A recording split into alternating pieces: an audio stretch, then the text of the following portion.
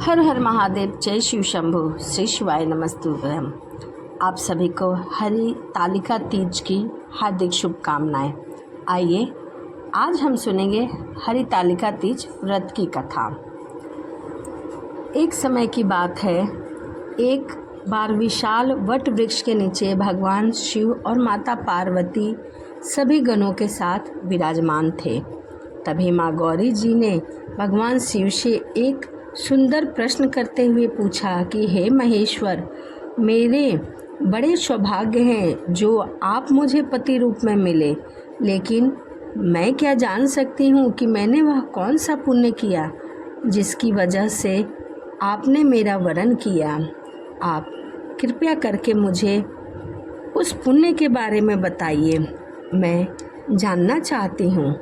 माता पार्वती की ऐसी प्रार्थना सुनकर भगवान शिव बोले कि हे प्रिय, तुमने अति उत्तम पुण्य किया था जिसकी वजह से तुमने मुझे पति स्वरूप प्राप्त किया है। वह अति गुप्त व्रत है, लेकिन तुम पूछ रही हो तो मैं इसके बारे में तुम्हें बता रहा हूँ। शिव जी ने कहा, गौरी, तुमने भादो माह के शुक्ल पक्ष की तीज का व्रत किया था, जो कि हरितालिका तीज व्रत के नाम से जाना जाता है। यह व्रत इतना श्रेष्ठ होता है जैसे तारों में चंद्रमा, नवग्रह में सूर्य, वर्णों में ब्राह्मण, देवताओं में गंगा, पुराणों में महाभारत, वेदों में साम, इंद्रियों में मन होता है।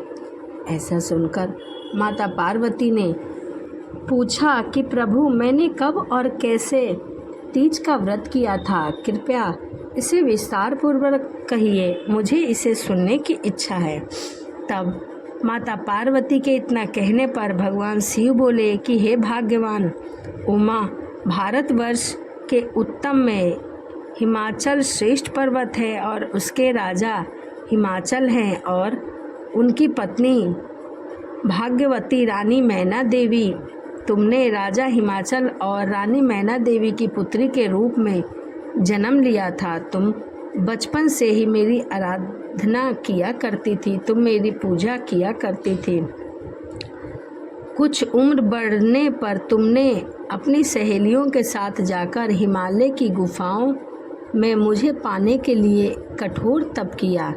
जंगल में रहकर विकट परिस्थिति में आंधी, तूफान, बारिश को सहन कर अन्न और जल का त्याग करके तुमने कई बार तो सूखे पत्तों को खाकर भी अपना जीवन बहुत ही कठिन परिस्थिति में इस पथ पर चले और तुम बिल्कुल भी नहीं घबराई हो। यह सब देखकर आपके पिता बहुत दुखी हुए। राजा हिमाचल को दुखी देखकर नारद जी उनके पास आए और कहने लगे कि भगवान विष्णु ने उन्हें भेजा है, वह आपकी कन्या से विवाह करना चाहते हैं। इस बारे में आपका विचार जानना चाहते हैं। यह सुनकर पिता की खुशी का ठिकाना न रहा। उनको इस बात पर कोई आपत्ति नहीं थी, लेकिन जब तुम्हें इस बारे में पता चला तो तुम बहुत दुखी हुई। तुमने अपनी एक सहेली को अपने दुख का कारण बताया और उसने कहा कि सच्चे मन से शिव का वरण किया है।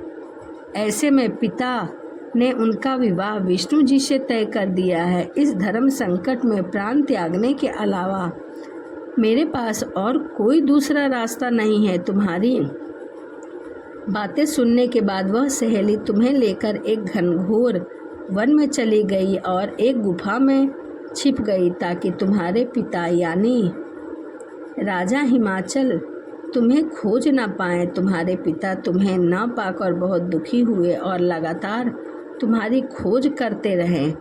तुमने जंगल में रेत से शिवलिंग का निर्माण किया और वहाँ पर कठोर तपस्या करने लगी। देवी, तुमने हजारों वर्ष तक तपस्या की, तप किया, उपवास किया, जिससे प्रसन्न होकर मैंने वर मांगने को कहा। तब तुमने कहा कि यदि आप मेरे तप से प्रसन्न हो तो आप मुझे पति के रूप में प्राप्त हो। तब मैंने तुम्हें मनोकामना पूर्ति का वरदान दे दिया। इस घटना के बाद जब राजा हिमाचल जंगल पहुँचे तब तुमने सारा वृत्तांत उनको कह सुनाया।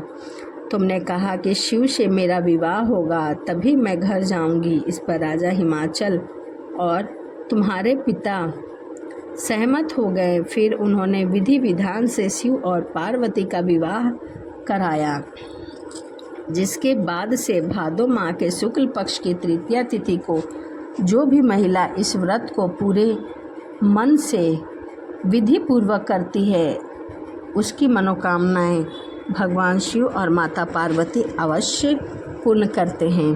तो यह भगवान शिव और माता पार्वती की हरितालिका तीज व्रत की कथा थी। वीडियो आपको कैसी लगी कमेंट में